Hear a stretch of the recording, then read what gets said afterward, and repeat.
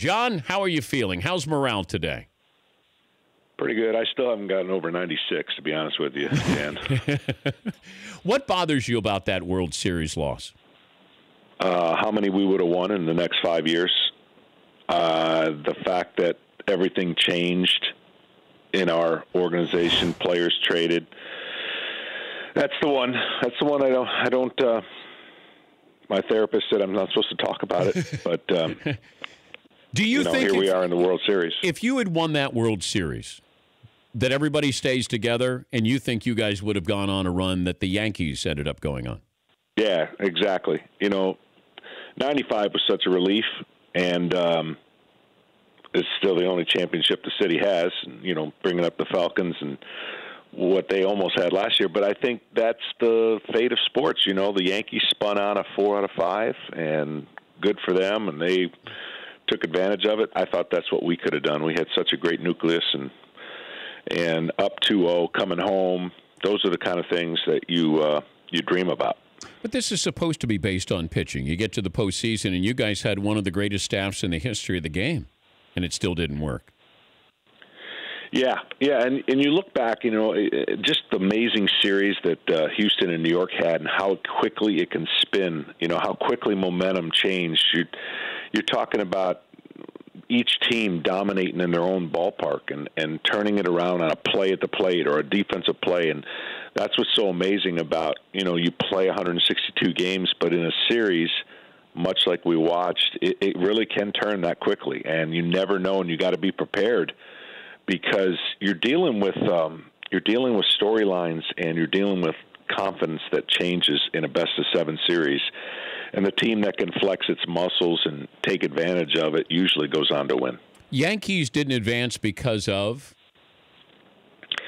They just couldn't hit on the road. I can't believe it. I mean, I really can't believe how well and how dominant Houston became at home in a ballpark that really is a hitter's ballpark.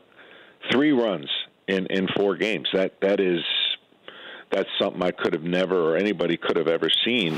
When you talk about, again, the Yankees offense turning on a dime in Game 4, down 4-0, and it just looked like they were rolling. And sometimes, as you always know in baseball, that the ill-timed day off, when you've won 3 in a row, came at the wrong time for New York.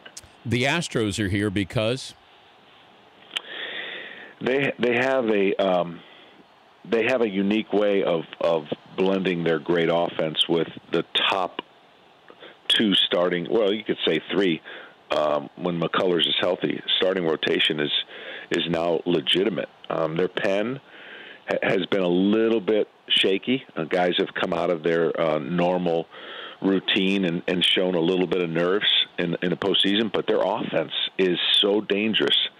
And it got shut down in New York, but it woke back up. They're just a really, really good baseball team that blends all the learning lessons that they've had as an organization. Look, they were all in a lot of different analytical ways, and they made changes. You can't go from one of the worst baseball teams in strikeouts to the best. Yeah.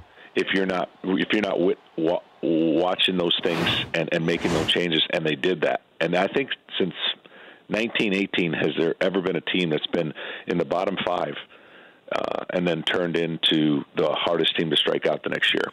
Johnny Smoltz, the Hall of Famer. They got Game 1 World Series in Los Angeles coming up Tuesday night. Coverage starts at 7:30 Eastern on Fox. All right, if you're the Astros, your approach to Clayton Kershaw in Game 1 is what?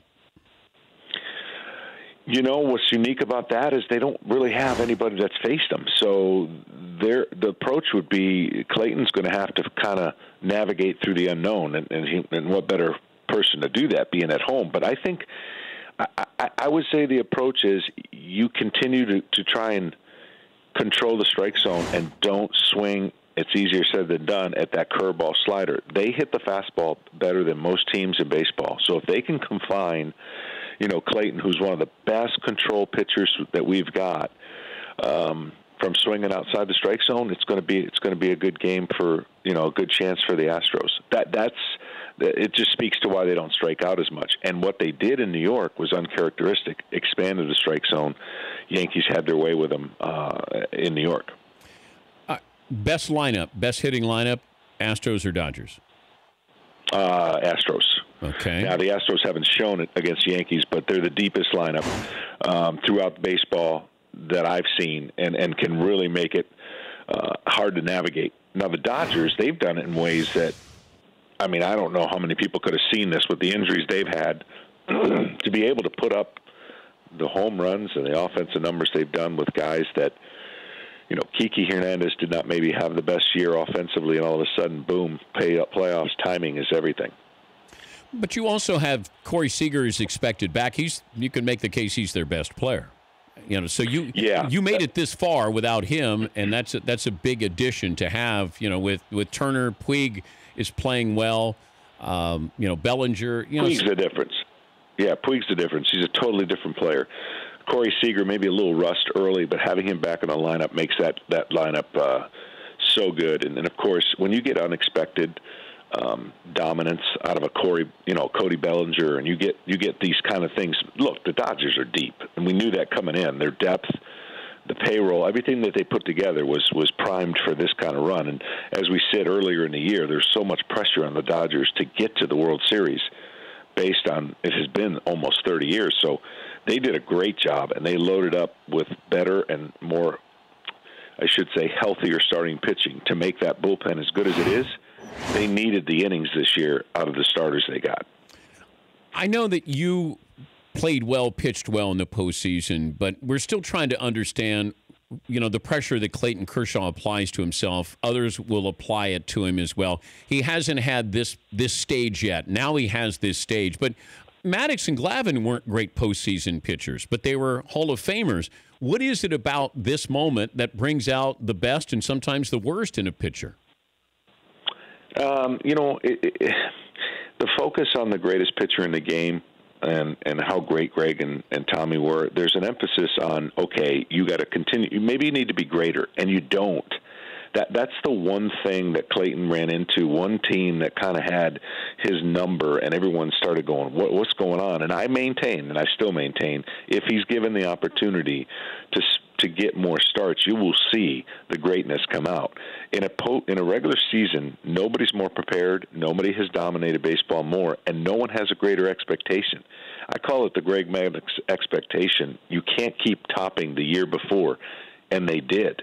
And that's the one thing about Clayton, whereas every year he keeps getting better, and they expect it at the end, you know, to keep carrying the campaign of the season. He pitched a lot of games on 3 days rest. He was asked to do a lot. The physical tolls, of course, the last 2 years have kind of taken its toll. So maybe, you know, just in a weird way, he's a little fresher and doesn't have to feel like. The interesting thing for me will be, and it's always the tough part about the manager, what kind of role do they have based on if they're down on Clayton Kershaw? Will he pitch on 3 days rest this time once he gets to this point and has, you know, generally been given enough rest? But Clayton's fine. They've won the last 7 or 8 of his postseason starts. Yeah. So he's fine. Maddox or Kershaw? Well, you know, I'm biased. I've never in my life seen a guy go through a lineup with such few pitches and dominate a game like Greg Maddox. I just got to watch it firsthand. I got to see him carve people up without eye-popping stuff. Clayton is such a dominating, and they're obviously different, left-handed and right-handed.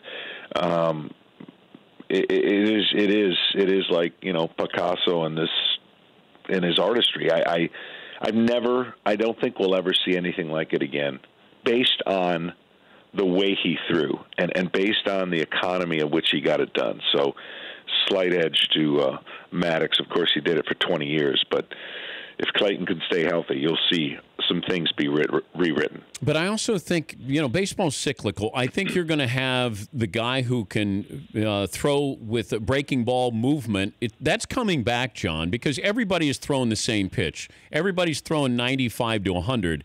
I think you're going to see more and more people. And this is what's great about Kershaw. He can get to 95, 96, but that breaking ball, Keuchel the same way. The guys who are able to move the ball a little bit, I think that's the difference with a lot of these great pitchers. Everybody's throwing heat. It's can you do something else with the ball? That's why Maddox would be unbelievable today. And that's saying a whole lot considering what he was. Yeah, and you got some people who disagree, which I agree with you. You know, people think if you don't throw 95, you get killed today. I said, listen, the guys that are successful, the combination guys who, and you talk about with Kershaw, the guys who can hit their spot will expose the hitter greater today than they ever did before because the philosophy's changed on swinging the bat. True. And the launch angle changes. So if you can carve up a guy, see, a hitter today sits in a spot, doesn't change, doesn't adjust, and says, I'm banking that you can't make 3 pitches to my weak spot. And as soon as you make a mistake, I'm putting you in the seats. That's what baseball's become today. And I think, to your point, when you can have the combination of command and stuff, there's no chance that those hitters are going to have a greater success against you. Have fun on Tuesday night. We'll be watching. We'll catch up with you during the World Series, Johnny. Can't wait. My passion bucket's almost empty. It's been a long road, but this is going to be a great World Series. All right, bud. Thank you. Tell Joe we said hello. Right. That's John Smoltz. Fox has the World Series. Coverage begins at 7:30 Eastern coming up on Tuesday night. For more Dan Patrick Show, tune to Audience Channel 239 on DirecTV or download the Dan Patrick Show app.